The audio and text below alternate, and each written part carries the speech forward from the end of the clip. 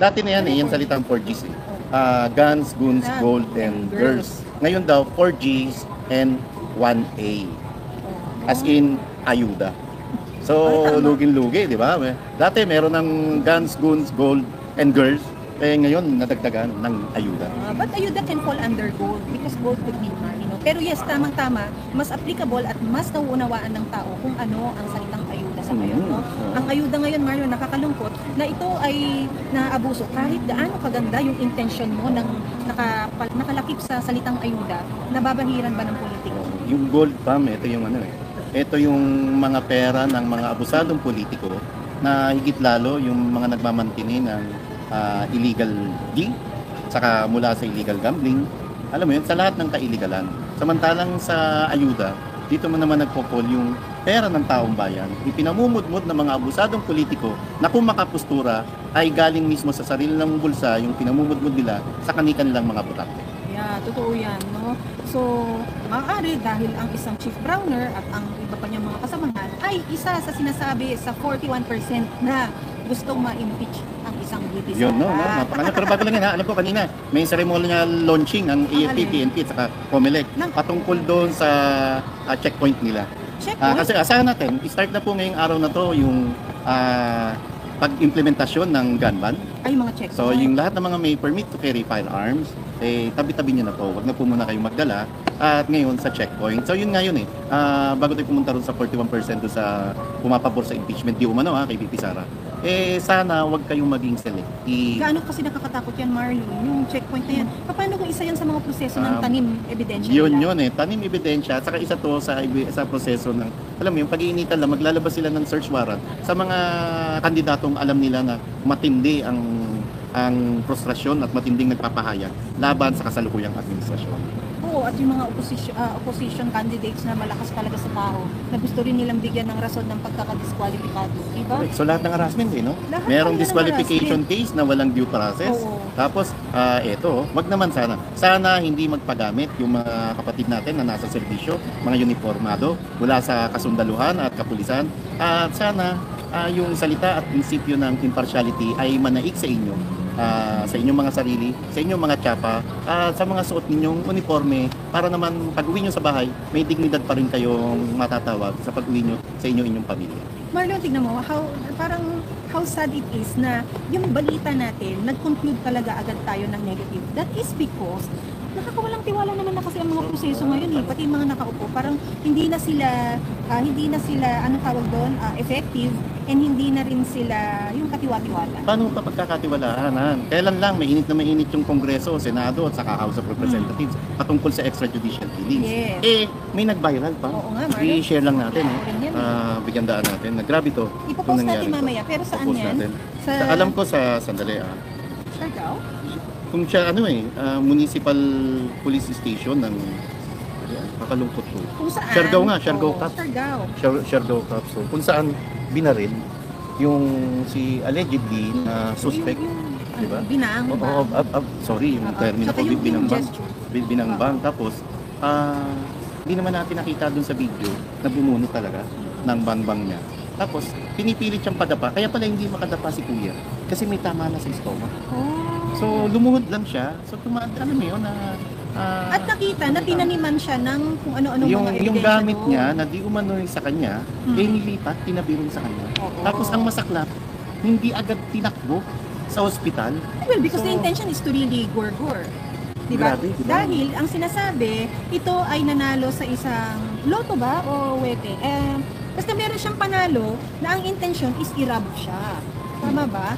And to be able to do that, ayun, kung ano-ano ng tanimang ginawa. So, pinalitaw na kesyo miyembro siya ng isang sindikato. and here is our Congress talking about the previous administration's alleged AJK dealings or case. Tapos yung ngayon na mga nangyayari ng mga issues ng pangkasalukuyan, ini-ignore nila na merong mga human rights violations, Marlon. Samantalang to December 29 pa po ito nangyari. Last year. December, although magdadalawang linggo pa lang. At hanggang ngayon hindi makamove on yung pamilya ng biktima. Kasi kitang-kita, mabubuhay pa po sana si kuya kung agad-agad isinugod siya sa ospital. Pero hindi, hinayaan nilang malagutan ng hininga yung biktima na unang-una, hindi na-observe yung rules of engagement na tinatawag na nasa manual po yun, manual ng Police Operational Procedure ng PNP sa tuwing may gagawin silang raid. So maraming dapat ipaliwanag dito yung Siargao PNP at dapat mabigyang hustisya ang ginawang pagurgur kay kuya dahil kitang-kita kung paano ang ginawa rito kay kuya na to sa mismong harap ng kanyang mga pamilya at mahal sa buhay. Oh, diba? And then you talk about what? The gorgors of the past. And here you are in your present, not doing anything, not acknowledging anything. O sige, sa mga far-flung areas na yan, Marlon, na nangyayari yan. Paano naman ang sagot nila dun sa harap-harapan sila mismo ang nag-violate ng mga human rights? Yang nangyayari sa Kongreso, nagpunta ka doon bilang isang resource person, and you will end up as what? A convicted what? Parang, buti pa nga yung mga, Marlon, yung mga nakakasuhan sa mga crime cases, criminal cases, Marlon, nakakapagpiyansa. Hindi, hanggang ngayon, hindi natin Colonel alam kung Grijaldo, si wala. Colonel Grijaldo, pinalaya na nila, di ba? Walang, ewan ko. Dinitain nila na galing sa operasyon yung mama. Oo nga. Nasaan yung humanitarian consideration? Oo. Ikaw ito, tanong lang kina Honorable Abante, kahit yung asset ko talagang tumataas kapag honorable. ginagamit natin yung Honorable. Sina Honorable Paduano, sina Honorable former sexy star Dan Fernandez, pero let's call you Honorable ha. Sige, para hindi ka na lang din magalit, Sir Dan Fernandez. Di ba? Parang, where is the humans in you? Di ba? Parang, nasaan ang inyong puso? Tapos mag-o-open ang session by tomorrow, Marlon, Yep. January 13. 30 na ba? Hindi ba 20? Alam ko 20. Well, anyway, check natin kung bukas, no? So, we'll see kung ipapatawag yung mga vloggers. No? And the other one is yung i-effect ba nila yung kay General Wilkins? Kasi pending yan Tama. Pero ang sinasabi nila, si General Wilkins, for humanitarian reasons, magpapasko sa kanilang pamilya. Bakit wala bang Wala bang pamilya ang isang Colonel Grijaldo? My point exactly. Bakit yung pag-i-extend ninyo ng pagiging tiyonggo ninyo, tao ninyo, merong kay Wilkins at wala kay Grijaldo? Nasaan ang pagiging black eyed peas nyo? Where is the love? Katay mo nga. Where is the love? Kasi alam natin, Marlon, na yung mga yan ay most probably isa sa 41% na nagsabi, o baka sila nga yan na pro-impeachment. Sino ba nag-survey nun? SW, alam ko ang nag-commission, SWS, no? Oh, pero ang nag-survey si Stratbase. Ang nag-commission si Stratbase na pag-aari ni Dandandanda. Itamba. Itamba, di ba? Kung hindi man si Tamba, baka kapamilya. Naniniwala ba kayo na 41% ng mamayang Pilipino ay pabor para i-impeach si Vice President Sara Duterte? Hindi ba isang kahungangan to? Hindi ba isang kabulastugan tong ganitong klaseng survey na minamain condition nila ang kaisipan ng mamayang Pilipino para lamang i-push through nila yung pagpapa-impeach kay VP Sara ngayong taong 2025. Ayan, ito pa, ang sabi rin ng Akbayan, Marlon, impeaching VP Duterte would let Filipinos sleep better at night. Ikaw ba, yung hindi mo pagkakatulog sa gabi, Marlon, dahil ikaw ay aminadong mababaw ang mga tulog mo these days, no? Dahil ba ito kay VP Sara o dahil sa pagod mo? Hindi, talagang may insomnia lang. Diba? Yun yung sinasabi ko. You, Akbayan, better speak for yourselves because not all Filipinos will be sleepless because of VP Sara. Akbayan Akbayan ba yan? Akbayan. So Akbayan hindi sa antivirus to, di ba? Akbayan, mas malaki talagang issue sa inyo yung 125 million pesos sa confidential funds ni Vice President Sara Duterte kumpara sa 500 billion pesos na pondo. Billion pesos, 125 million lang daw. Ito, 500 billion pesos sa flood control project. Tapos, mas nakakatulog kayo na yung mga kababayan nyo, na turingang akbayan kayo, mas nakakatulog kayo na zero budget. Yung mga kababayan natin ngayon, yung sa PhilHealth, diba? And sa PDIC, 187, 117, diba? And GSIS, tapos tinaas pa rin yung contribution ng SSS. Mas nakakatulugan nyo na mahimbing yan. Kumpara doon sa 125 million pesos na ginamit naman ng tama at nilinaw na rin yan ng Commission on Audit. Hello, OFW Hero. OFW. Sila ni Miss Alma. Actually, Marlon, sinabi mo yan. Paki-ano lang po, paki-comment po dyan sa atin, no, sa comment box. Sino po ang nakakaunawa na mas malaki ang billion kesa sa million? Because yung focus nila doon sa use of confidential funds ni VP Sara, it's only 125 million. M po yan, million. But then, yung pong mga nagastos sa, let's say, flood control projects, Marlon, na billion at per day ito na tinatawag na amounting to more than just 1.6 billion na dito. a day, di Oh, ba? a day ito. Oo. 1.6 billion a day. Billion a day. Ulitin natin ang billion. Kumpara sa 125 million.